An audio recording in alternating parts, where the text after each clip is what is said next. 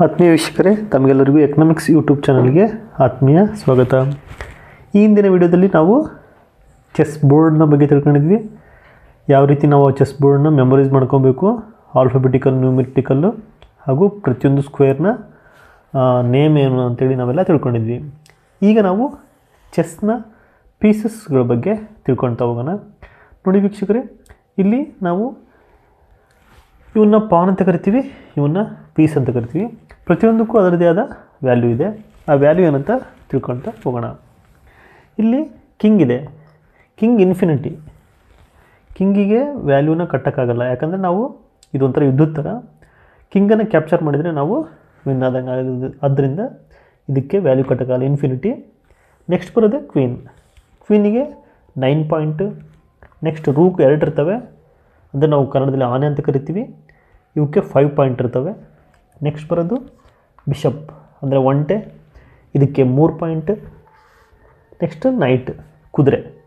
ನೆನ್ಪಿಟ್ಗಳಿಗೆ ವೀಕ್ಷಕರೇ, king, queen, rook, bishop, night. ಇದಕ್ಕೆ infinity 9, 5, 3, 3 ಇವಕ್ಕೆ ಸೇಮ್ ಇದ್ದಾವೆ. ನೆಕ್ಸ್ಟ್ ಉಳಿದಿರ್ತಕ್ಕಂಥವು ಪಾನ್ ಇದ್ದಾವೆ. ಪಾನಿಗೆ ಎಷ್ಟಂದರೆ 1 ಪಾಯಿಂಟ್. ಇವು ಟೋಟಲಾಗಿ 8 ಇರ್ತವೆ. 1 2 3 4 5 6 7 8 ಇರ್ತವೆ. ಇವು ಅಷ್ಟೇ 1 2 3 4 5 6 7 8 ಇರ್ತವೆ. ಆದರೆ ಕ್ವೀನ್ ಮಾತ್ರ 1, ಕಿಂಗ್ ಮಾತ್ರ 1, ರೂಕ್ 2, ಬಿಷಪ್ 2, ನೈಟ್ 2, ಪಾನ್ 8 ಇರ್ತವೆ. ಇದೇ ರೀತಿಯಾಗಿ ಬ್ಲ್ಯಾಕ್ ಸ್ಕ್ವೇರ್ಗಳು ಕೂಡ ಅದೇ ರೀತಿಯಾಗಿರ್ತವೆ. ಈಗ ನಾವು ಇದನ್ನು ಯಾವ ರೀತಿ ಚೆಸ್ ಬೋರ್ಡಲ್ಲಿ ಇಡೋದು ಹೇಗೆ ಅಂಥೇಳಿ ನೋಡೋಣ. ಮೊದಲನೇದಾಗಿ ಇವೆಲ್ಲವನ್ನು ಕಡಿ ಇಟ್ಕೊಬೇಕು. ನಂತರ ನಮ್ಮ ಬಲಭಾಗದಲ್ಲಿ ಯಾವಾಗಲೂ ಯಾವ ಸ್ಕ್ವೇರ್ ಇರಬೇಕಂತ ಹೇಳಿದ್ದೆ, ನೀವು ಕಮೆಂಟ್ ಮಾಡಿ ಹೇಳಿ. ನಮ್ಮ ಬಲಭಾಗದಲ್ಲಿ ವೈಟ್ ಸ್ಕ್ವೇರು ಇರಬೇಕು.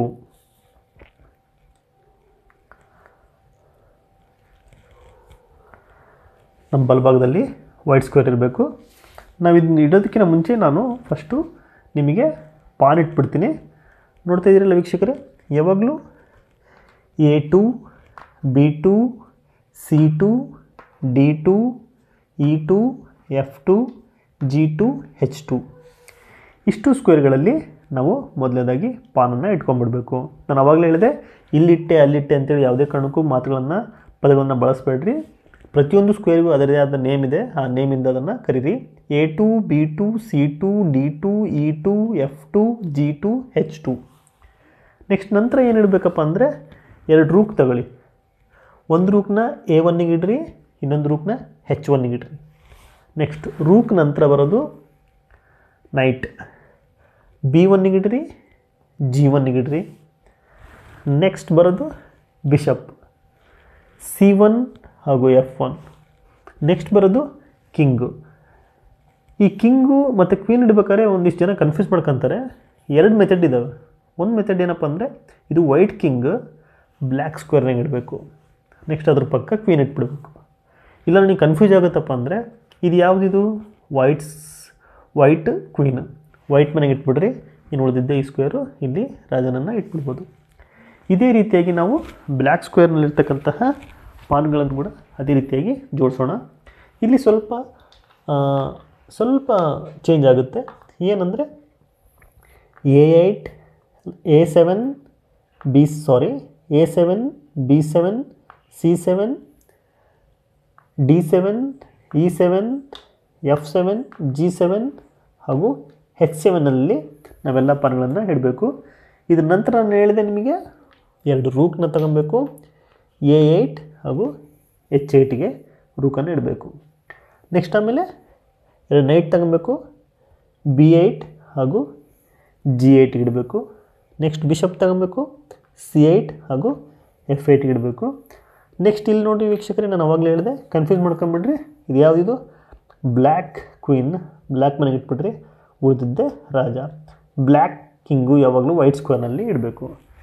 ಇಷ್ಟಿಟ್ಟಾದಮೇಲೆ ನಾವು ಆಟವನ್ನು ಪ್ರಾರಂಭಿಸ್ಬೋದು. ಆದರೆ ನೀವು ಇಷ್ಟನ್ನು ನಾನು ಮೊದಲೇ ಯಾಕೆ ತೋರಿಸಿದೆ ಅಂದರೆ, ಯಾವ್ಯಾವ ಕಾಯಿ ಎಲ್ಲೆಲ್ಲಿರ್ತವೆ ಅದರ ವ್ಯಾಲ್ಯೂ ಏನಂತೇಳಿ ನಿಮಗೆ ಗೊತ್ತಾಗಲ್ಲ ಅಂತೇಳಿ ನಾನು ನಿಮಗೆ ತೋರಿಸಿದೆ. ಆದರೆ ಈಗ ಆಟ ಸ್ಟಾರ್ಟ್ ಮಾಡೋದು ಬೇಡ. ಆಟ ಸ್ಟಾರ್ಟ್ ಮಾಡೋದಕ್ಕಿಂತ ಮುಂಚೆ ಪ್ರತಿಯೊಂದು ಕಾಯಿ ಯಾವ ರೀತಿ ಮೂವ್ ಆಗುತ್ತೆ ಅನ್ನೋದನ್ನು ನಿಮಗೆ ತೋರಿಸ್ತೀನಿ.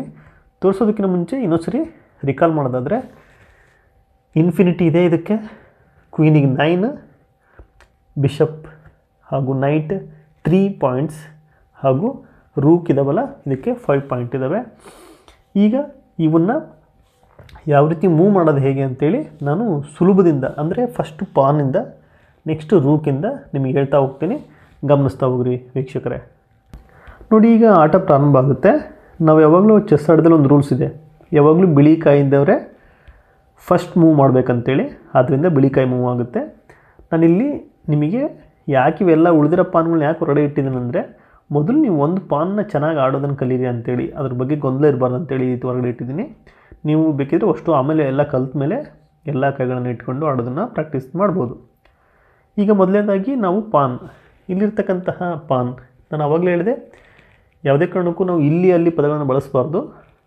ನಾನು ನಿಮಗೆ ಉದಾಹರಣೆಯಾಗಿ ತೋರಿಸ್ತಾ ಇದ್ದೆ, ಅದಕ್ಕೋಸ್ಕರ A2, B2, C2, D2, E2, F2, G2, H2 ಇಲ್ಲಿರ್ತಕ್ಕಂಥ ಎಲ್ಲ ಪಾನ್ಗಳು ನೀವು ಮೊದಲನೇ ಬಾರಿ ಅವುಗಳ ಮೂಲ ಸ್ಥಾನದಿಂದ ಆಡಬೇಕಾದ್ರೆ ನೀವು 1 ಸ್ಕ್ವೇರ್ ಆದರೂ ಇಡ್ಬೋದು, ಇಲ್ಲ 2 ಸ್ಕ್ವೇರ್ ಆದರೂ ಜಂಪ್ ಮಾಡ್ಬೋದು. ಅಂದರೆ ನೀವು H2 ಪಾನ್ ಆಡ್ತೀರಂದರೆ H4ಗಾದರೂ ಇಡ್ಬೋದು, ಇಲ್ಲ H3 ಆದರೂ ಇಡ್ಬೋದು. ನೀವು ಒಂದ್ಸಲಿ H3 ಇಟ್ಟರೆ ಇಲ್ಲಿಂದ ಅವೆಲ್ಲವೂ ಒಂದೊಂದು ಸ್ಕ್ವೇರ್ ಮಾತ್ರ ಮುಂದೆ ಹೋಗ್ತವೆ. ಮೊದಲನೇ ಸ್ಕ್ವೇರಲ್ಲಿರ್ತಕ್ಕಂತಹ ಎಲ್ಲ ಕಾಯಿಗಳು ಬೇಕಿದ್ದರೆ ತಮ್ಮ ಮೊದಲನೇ ಆಟದಲ್ಲಿ H4, G4, F4, E4, D4, C4, B4, A4 ಇಷ್ಟು ಸ್ಥಾನದಾಗ ಇಡ್ಬೋದು. ಅದನ್ನು ನಿಟ್ಟು ವಾಪಸ್ ತಗೊಂಡೆ, ಸಾರಿ ಆ ರೀತಿ ಇಡೋದಲ್ಲ, ನಾನು ನಿಮಗೆ ಒಂದು ಸುಮ್ಮನೆ ಉದಾಹರಣೆಗೆ ತೋರಿಸಿದ್ದು. ಈಗ ನಾನು E4 ಪಾನ್ ಇಡ್ತೀನಿ. E4 ಪಾನ್ ಇಟ್ಟಾಗ ಎದುರಾಳಿ ಕೂಡ ಅವರು ಕೂಡ 2 ಸ್ಟೆಪ್ಪು E5ಗೆ ಇಡ್ತಾರೆ ಅವರು. E5ಗೆ ಇಟ್ಟಾಗ ಇಲ್ಲೊಂದು ನೆನ್ಪಿಟ್ಕೊಂಡ್ರೆ ಯಾವುದೇ ಕಾರಣಕ್ಕೂ ನೀವು ಎದುರಾಳಿ ಕಾಯಿನ ಈಗ ಕಡಿಯೋಕ್ಕೆ ಬರಲ್ಲ.